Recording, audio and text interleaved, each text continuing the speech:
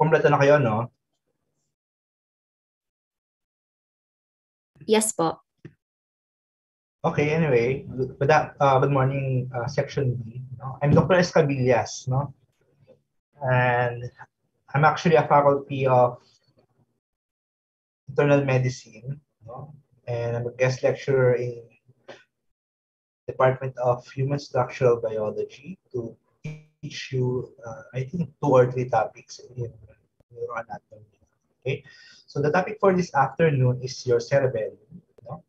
So the aim of this lecture is to discuss the following: the external anatomy of your cerebellum and also the internal anatomy, describe each lobule and each division of your cerebellum, and the clinical manifestation of common lesion affecting your cerebellum. Okay? So your cerebellum, okay, so it plays a very important role in the control of posture and smoothness of your movement. No? It unconsciously influences your muscle contraction, okay, of the voluntary muscles, and carefully coordinates their action together with the relaxation of the antagonist muscle. Okay, so this is your cerebellum located in your posterior fossa, also known as your hindbrain, okay, covered by your dural reflection. So it is the largest part of your hindbrain, no, and lies posterior to your fourth ventricle. So this is a sagittal view of your infratentorial area. Okay, so this is your midbrain, pons and your medulla. So this is your brainstem, and this is your cerebellum. So your cerebellum is connected to your brainstem, no, by bundles of nerve fiber, no, called your superior, middle, and your inferior peduncles. So the shape of your cerebellum is ovoid and constricted to its median part. No? This one. Okay.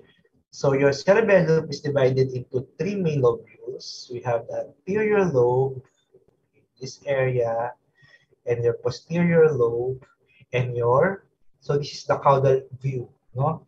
This is the caudal view, and you have the flocculonodular lobe. So your anterior lobe and your posterior lobe, okay, is separated by your primary fissure, whereas the superior surface and the inferior surface of your cerebellum is divided by your horizontal fissure. Okay? So this is the primary fissure, this is a V-shaped fissure, separates your anterior and your posterior lobe, whereas your horizontal fissure divides your cerebellum to your superior and inferior surfaces. And your posterolateral fissure, okay, separates your posterior lobe from your flocculonodular lobe. So this is the evolutionary age, no, of your cerebellum. We have your anterior cerebellum, also known as your paliocerebellum. No? Your posterior cerebellum, also known as your miocerebellum, and your flocculonodular lobe, or your archicerebellum. Okay? We will discuss each of them. No? So your anterior cerebellum, also known as your paliocerebellum, or your spinocerebellum. No? From its name, spinocerebellum, no? The connection here, no? The connection here is from your spinal cord to your cerebellum. Okay?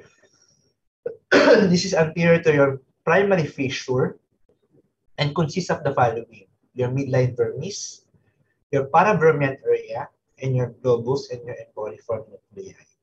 So this receives fibers from your spinocerebellar tract and projects to the rubrospinal tract.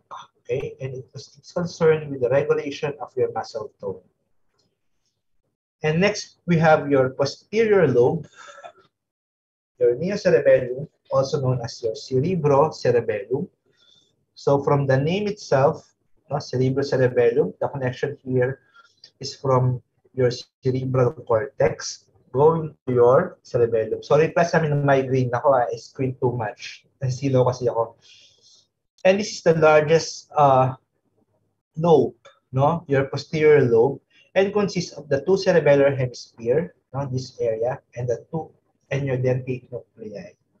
So the impulse here originates from your cerebral cortex via your cerebropontocerebellar pathways and projects to the ventrolateral nucleus of your thalamus. Okay, the function of this lobe is for planning and modulation of your voluntary activity.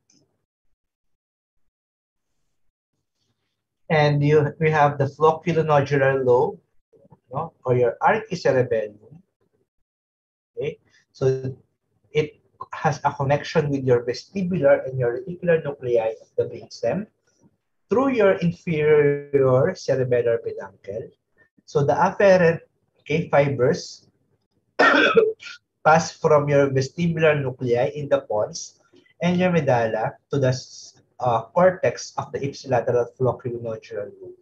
And from your cerebellum, it projects to your Purkinje cell fiber, no? Projects to your fastigial, okay, which projects to the vestibular nuclei and your reticular formation.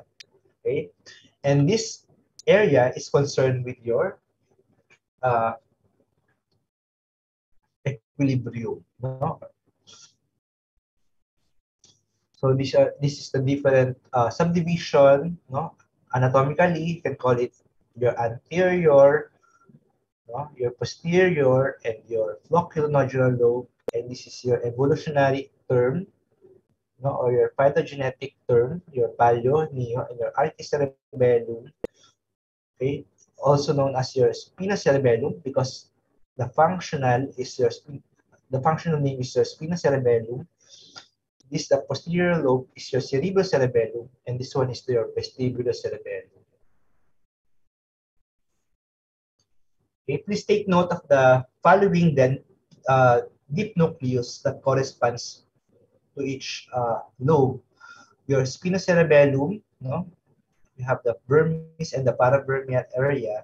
In the vermis, no, the corresponding deep nucleus is your fastigial nucleus, whereas your paravermial area is your interpost nuclei. Okay, sa cerebrocerebellum, no, or this is the hemisphere. The corresponding deep nuclei is your dentate, which located in your descending system and concerns with your motor planning, and your flocculonodular lobe, no? The corresponding nuclei is your vestibular nuclei that is also part of your medial descending system. Okay? So sabi ko sa inyo kanina, your cerebellum is connected to your brainstem via your different peduncles. Okay? So we have the superior cerebellar peduncle, we have the middle cerebellar peduncle, and your inferior cerebellar peduncle. So your superior cerebellar peduncle connects your midbrain, to your cerebellum. Your middle cerebellar peduncle connects your pons to the cerebellum,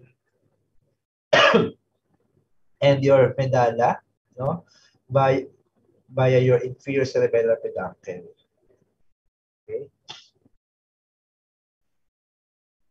So let's now proceed with the inferior cerebellar peduncle, also known as your restiform body. Okay. So it connects your cerebellum to your medulla. And most of the connections here are afferent. If you take a look, most of the structure of the afferent fiber is located in your medulla, like your vestibular nuclei, your inferior olivary nuclei, your posterior spinocerebellar nuclei, superior spinocerebellar tract, cuniocerebellar, reticulocerebellar, as well as the rostral spinocerebellar. Lahat po ito nasa medulla, no? And from the structure in your medulla, okay, it will go to your cerebellum via your restiform body. And isa lang yung lumalabas dito, no? Your fastigiobulbar tract, okay? It projects to your vestibular nuclei. So this is your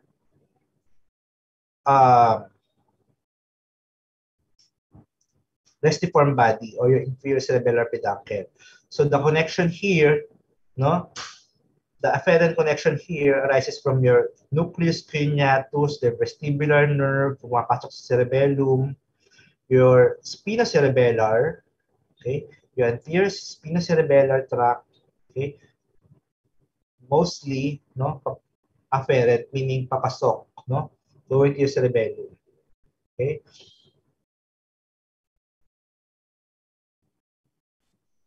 Next is your middle cerebellar peduncle, also known as your brachium pontis.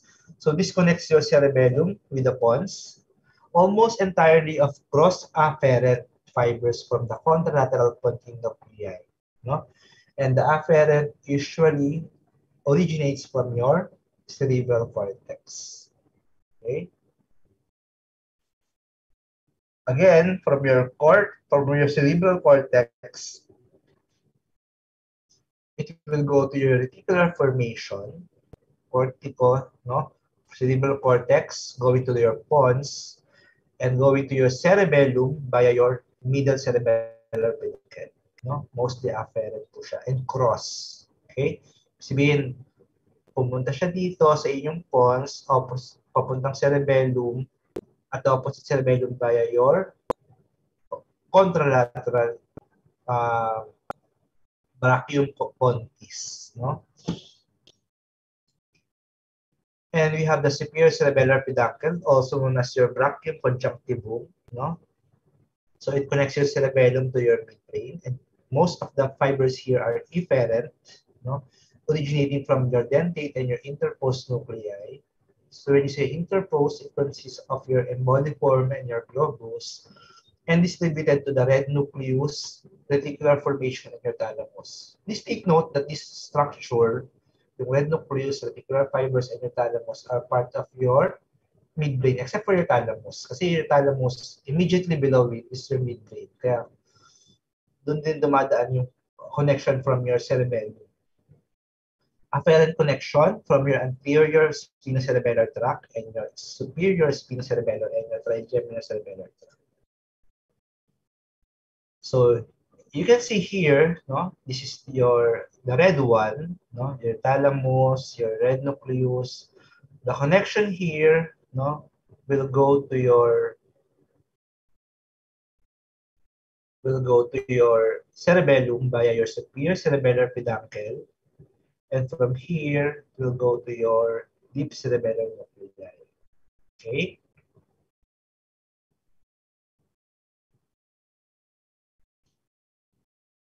Class, at this point, do you have any question? Clarification? Wala po. Hello, class. Sure po, ha? Oh. Anyway, let's proceed with the internal anatomy, no? So your cerebellar cortex is made up of your so this is your cerebellar cortex, and this is your white matter, no? Your cerebellar cortex forms the surface of your cerebellum, and lies external to it is your subcortical white matter, no? And very deep into the white matter are the four paired cerebellar nuclei. No, yun yung kanina ko pati ko yung mga dentate, emboliform, globus, no, and fastigial, no? And your volume, no? Okay. This is a narrow leaf-like gyri of the cerebral cortex. In yung description niya. This is the fovea, no? And your arbor vitae, no? This is a branch cut surface of your white matter, no? Arbor vitae, no? So your three layers of your cerebellum, your molecular, the most superficial, your Purkinje layer, and your granular layer. No? Let's now proceed with the molecular layer. Okay, the neurons located here is your the neurons located here are your stellate and your basket cells. Okay, your stellates and basket cells are interneurons. Okay, and you can also observe here are dendrites of your Purkinje cells and your Golgi type 2 cells and axons of your granule cells. Okay, in your Purkinje cell layer, you can appreciate here cell bodies of your Purkinje cells. Okay, this one. Kasi yung molecular, this is the Purkinje cell layer, no? And the Purkinje cells are sole projection neurons of your cerebellar cortex. Okay? And lastly, your granular cells, okay, this area. So the granule cells, okay, and andyan yung inyong granule cells or neurons, and you can also appreciate the Golgi type 2 cells. Hindi lang sa kidney yung may glomeruli. We also have a glomeruli in your cerebellum, which is located in your granular layer. But the glomeruli is composed of the following. No? It consists of the synaptic complex that contains the axons of your mossy fibers, axons and dendrites of your Golgi type 2 cells, and your dendrites of your granule cells. No? Ito yung components ng inyong cerebellar glomeruli. Please take note of this. Okay? And we have the deep cerebellar nuclei.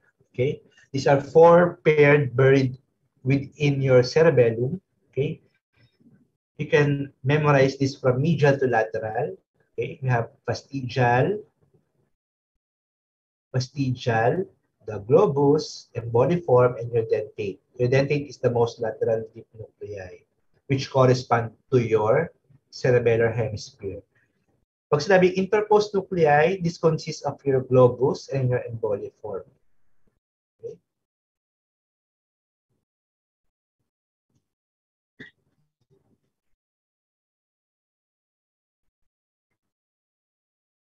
So remember that your white matter connection here are intrinsic, meaning the impulse, okay, originates from your white matter, no? And it will also project also to the white matter. No? So the afferent enters the cerebellum through your inferior and your middle cerebellar peduncle and will project also to your cerebellum via your Purkinje cell axon and synapse with the neurons of your cerebellar nuclei. Okay? So remember that your intrinsic fibers, they do not leave the cerebellum, but connect different regions of the cerebellum. Okay? They are somewhat interconnected to the folia, the cerebellar cortex, and vermis at the same side, and connects the two cerebellar hemispheres together.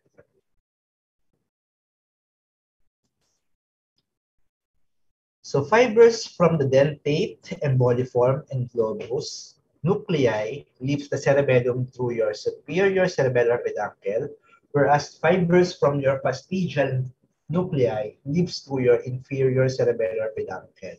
Okay? So please take note of this one. Okay? So you have the paravermian area. No? Ang corresponding deep nuclei nila is your fastigial, your intermediate hemisphere or your paravermian area. Ang corresponding deep nuclei niya is the interposed nuclei or your globus and your emboliform. At saka yung dentate nucleus naman is your correspond to your hemisphere. Okay? So remember that excitatory to the Purkinje cells are your climbing and mossy fiber that uses glutamate, okay, as excitatory dendrites of the Purkinje. No? So the climbing fiber, okay, they are the terminal fiber of the olivocerebellar tracts. Okay, kaya galing sila sa medalla. They are named because they are named climbing fibers because they ascend through the layers of the cortex like a vine trees. No? They pass through the granular layer of the cortex and terminates into the molecular layer by dividing repeatedly. So remember that each climbing fiber wraps around and makes a large number of synaptic contacts within the dendrites of the Purkinje cells. Okay? Whereas your mossy fiber, no, these are terminal fibers of all cerebellar afferent.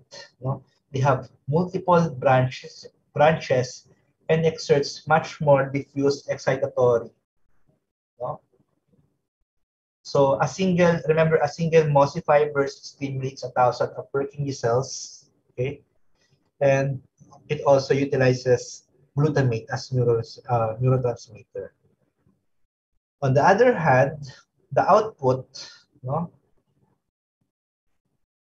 of your cerebellar cortex, no, is the Purkinje cell axon. This is an inhibitory, utilizes your GABA.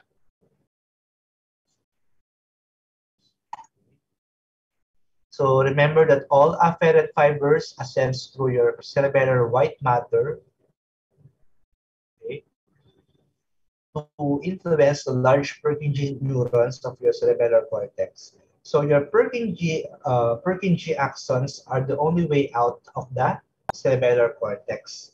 And the axons descends through your cerebellar white matter to synapse with other cerebellar nuclei. So we have the functional areas. Your functional areas are described as the longitudinal sagittal zonal parts. Okay, so it consists of your cerebellar cortex, your white matter, no, cerebellar underlying white matter, and your deep cerebellar nuclei. Diba in your cerebrum, you have the motor and your sensory homunculus. Ilang kasa?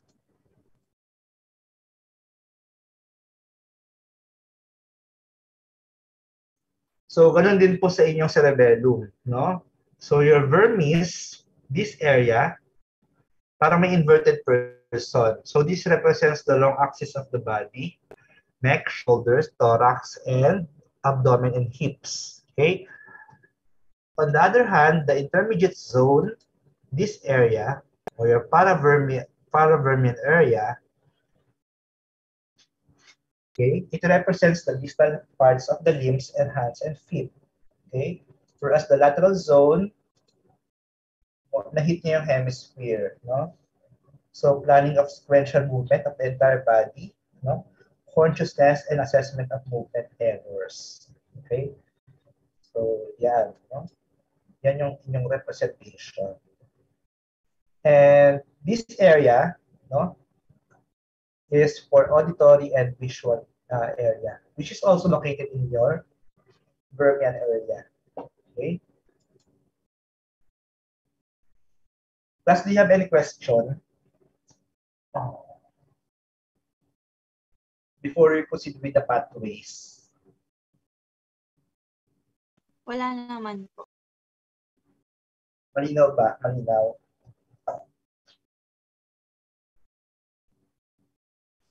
So anyway, medyo mukhang toxic lang tong pathways, no? What is important here is their afferent and their destination. Their origin of impulse and their efferent and their projection, no?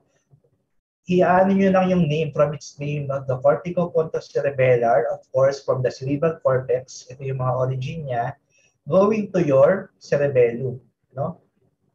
Cortex, pons, and your cerebellum. Siyempre, from ano ba meron sa pons? Andun yung inyong middle cerebellar peduncle. So, dadaan siya sa middle cerebellar peduncle. Okay. Cerebros, olivocerebellar from your cerebrum going to your olives to the cerebellum. Okay? So, saan ba yung olives ninyo? Nasa medalla. So, that's why pupunta ito sa inferior cerebellar peduncle. Okay? Cerebro-reticulo-cerebellar, no? It originates from the sensory motor areas via your reticular formation, okay? And we have two spinocerebellar tract. We have anterior and posterior. Yung anterior, pupunta po sa inyong cerebellum via your superior cerebellar peduncle. And your posterior will go to your cerebellum via your inferior cerebellar peduncle. Day lang po class ha. Wait lang.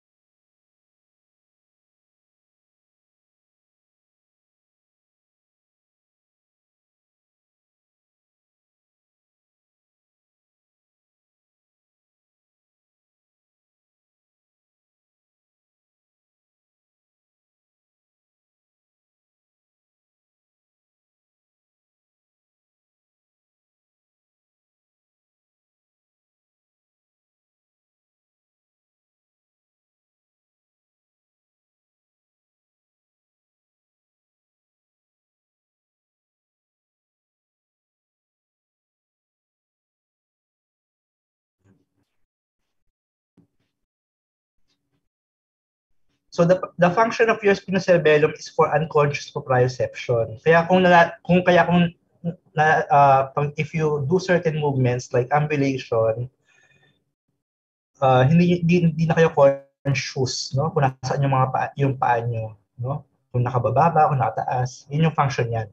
Yung anterior kasi, ang function niya is for the unconscious proprioception of the upper extremity. Ang posterior naman is for the lower extremity. Okay? That's why ito yung origin niya. Yung mga different receptor like yung muscle spindle, joint receptor, and tendon organ. Cuneo-cerebellar. So, saan ba yung cuneus? No? Located in your medulla. No? So, for the sa inferior cerebellar peduncle. Vestibular nerve, of course, going from the utricle, saccule, semicircular canals. Okay, go to your mossy fibers via your flocculonodular lobe, via inferior cerebellar peduncle. So ito yung mga other efferent, no? Your globus emboliform rubral, okay? Influence ipsilateral motor activity. Of course, the origin is from your interpost nuclei going to the red nucleus. So saan ba yung red nucleus? Nasa midbrain, no?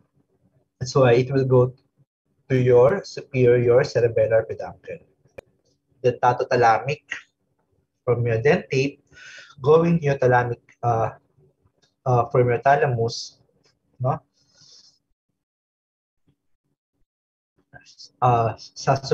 It will pass through your superior cerebellar peduncle. Your fastigial vestibular, no? From your fastigial nucleus going to your vestibular nucleus via your inferior cerebellar peduncle. And your fastigial reticular, okay, it influences ipsilateral muscle tone, fastigial nucleus, no? From your reticular formation, no? By it will go to the reticulospinal tract, no? To the ipsilateral motor neurons via your inferior cerebellar peduncle. Mahirap ba, class? Hello, class? Do you have any question regarding the pathways? Wala naman. Marami ba? Marami ba masyado? Titingnan nyo yung pangalan lang, no? you will have it will give you a clue kung saan yung pathway niya. Okay? Siyempre, dapat alam nyo rin kung nasan yung structure na yun. Okay? Anyway, itong lobules naman, no? Tapos na kayo nito sa inyong laboratory, no? So, in the Vermian area, no? You appreciate this different lobules in your Vermian area, no? And please take note of the following fissure. Okay? So this is the sagittal view, no? If kung nahihirapan kayong mag-memorize, ito yung mnemonics, no? Like cats catching dogs for the party up north. Okay? So L stands for lingula, C for central lobule, culmen. Your culmen and your dick life is separated by your primary fissure, no? And your dick life and your volume is separated by your post-clival fissure, this one. And your volume and your tuber, no, is separated by your horizontal fissure. Okay? So your tuber and your pyramid, no, yung bit ng fissure nila is your pre-pyramidal fissure. And your pyramid, okay, and your uvula, pyramid and uvula is separated by your posterolateral fissure and your nodules.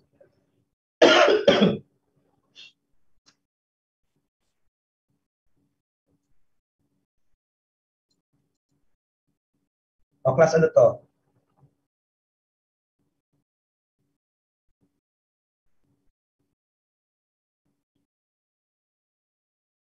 Nakita nyo ba? Important structure. Yes po. Primary fissure po. So that's your primary fissure, no? How about this one?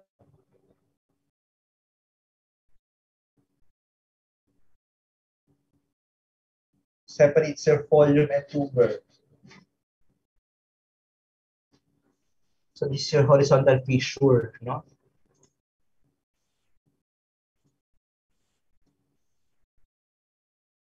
So the primary fissure, remember your primary fissure divides your anterior lobe and your superior lobe of your cerebellum. Okay? So lagay nyo hanapin yung lingula para hindi kayo malito, no? Kasi dire-diretso na yun.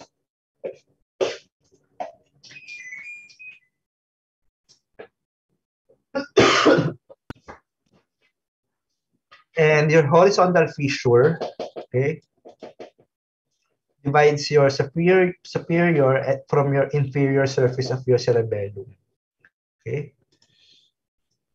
So ito po ang inyong horizontal. This is your posterolateral. This is your posterolateral fissure. Okay? So tandaan nyo lang yung mnemonics na tinuro ko sa inyo. Okay? Wala siyang function, no?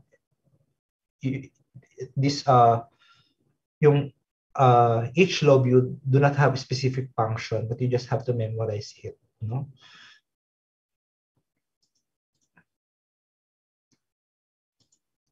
So this is the horizontal fissure, and this is your primary fissure, posterolateral fissure. Okay, and of course you have the different lobules in your hemisphere. Your anterior quadrangular lobule, no, is separated to your posterior quadrangular lobule via your primary fissure, okay, and your posterior quadrangular lobule is separated by your superior semilunar lobule via your postclival fissure. Okay? So ito po yung inyong superior semilunar, and this is your horizontal lobule. Okay? And this is your inferior semilunar, and this is your biventre. Yung biventre medyo nasa Vermian area. Malapit sa tonsil. And this is your tonsil. And this is your this is the, yung inferior view niya, flocculus, no? And this is your horizontal fissure and your superior semilunar lobule. So this view is yung parang inferior surface of your cerebellum.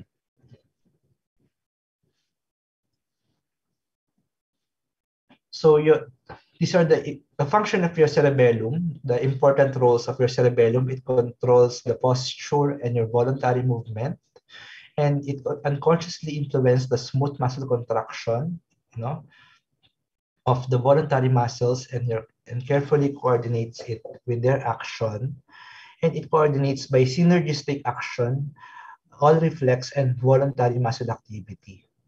Another function of your cerebellum, it harmonizes the muscle tone and maintains normal body posture, and it permits voluntary movements to take place smoothly with the precision and economy of efforts.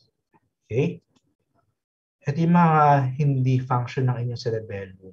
No? Hindi siya responsible for mental process, consciousness, emotion, sensation, and autonomic function. And this is what your cerebellum does do. No?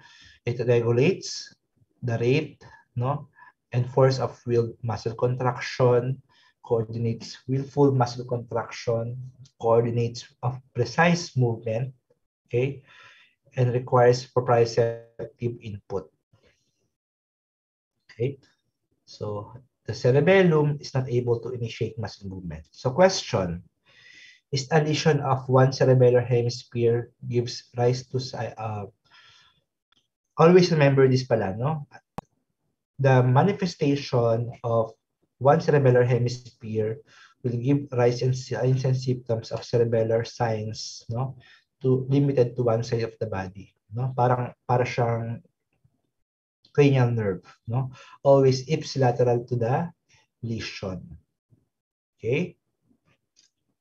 Ito yung question, no? Can you test a paralyzed patient or a comatose patient for cerebellar function?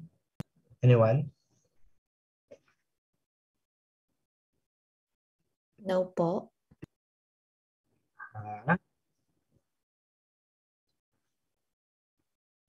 So the answer is no. Kasi nga, di ba, your cerebellum do not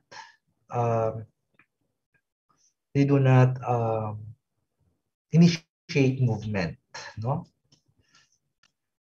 So comatose or paralyzed patient makes no will movement and maintains no will posture. Okay. So clinical correlation. So we have 4 clinical signs of cerebellar syndrome. We have ataxia, dystaxia, or intentional tremor. So there's an incoordination of intentional movement, and this is the key cerebellar dysfunction. Okay, dysarthria. So this is described as uncoordinated slurred speech. Okay, so the speech, there can be an increased variability of pitch and loudness, no? Increase in separation of syllables, also known as your with dysarthria more frequently than usually kapag may problem with dysarthria, usually at the paravermian area, no? Nystagmus, this is described as oscillating eye movement, no? Hypotonia, because it also regulates muscle tone. So patient may have flappiness of the extremities, muscle lose resilience to palpation. Okay. So dysmetria, patient may overshoot or undershoot when attempting to touch a target. So this can be assessed by examination. And dysdiadochokinesia, no? Patient is unable to perform rapid alternating movement. Okay. So intentional tremor, an ataxic patient is unable to direct a limb to target without its progression being interrupted by swaying to and fro in a perpendicular movement. Okay? For example, papaabutin mo sila ng baso, papaabutin mo sila ng cellphone, no? Bago maabot, Nanginginig pa yan, no? So these are the different tests, no, for your cerebellar function. For arm dystaxia, finger to nose test. So finger ng examiner, nose ng pasyente. You ask the patient to hold the patient nose and touch the examiner touch the finger of the examiner, no? Ganyan. Okay? And yung examiner mag-change ng position. A patient with cerebellar problem, no, mag-overshoot siya or undershoot, no? Hindi niya maabot. Okay? Hindi niya maabot or sumusobra siya. Okay?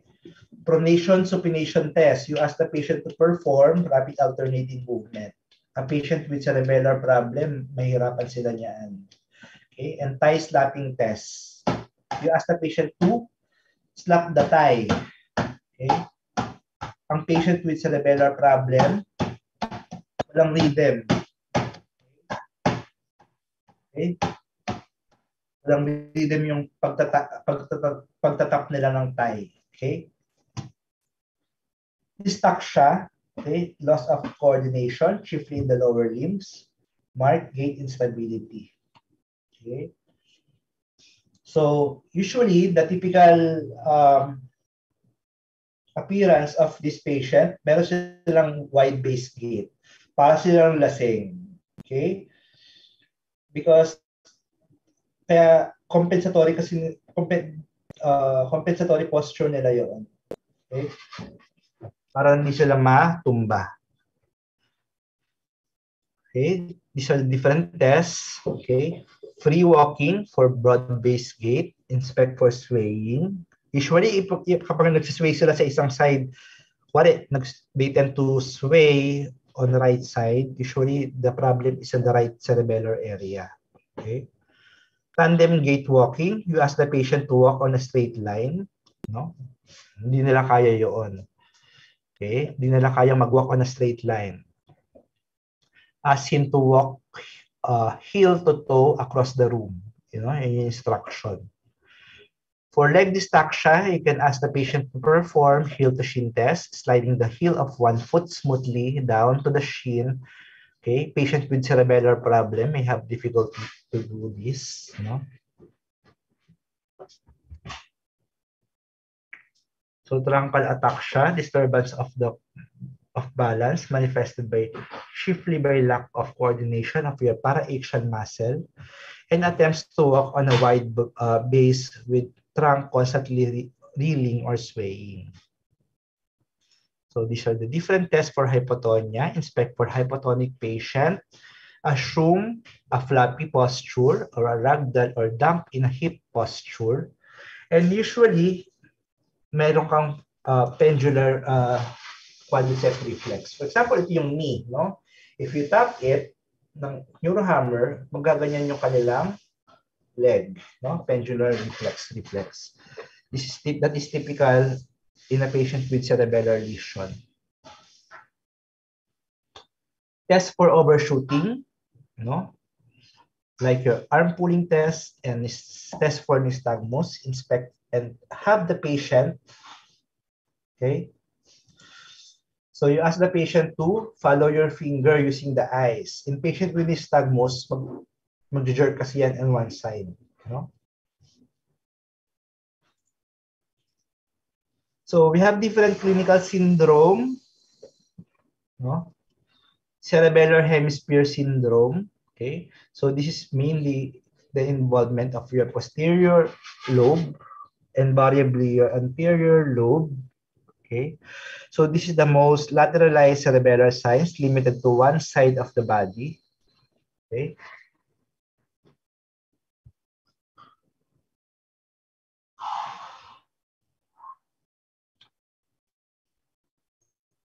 So these are the different possible etiology: infarct, hemorrhage, neoplasm, abscess, and trauma. So patient may have all these signs, no? Dysarthria, hypotonia, dystaxia, dystaxia of legs, dystaxia of gait and trunk. So this patient have a left manifestation, no? Left dystaxia, left nystagmus, left everything. Saan ang problem niya? Right or left cerebellum?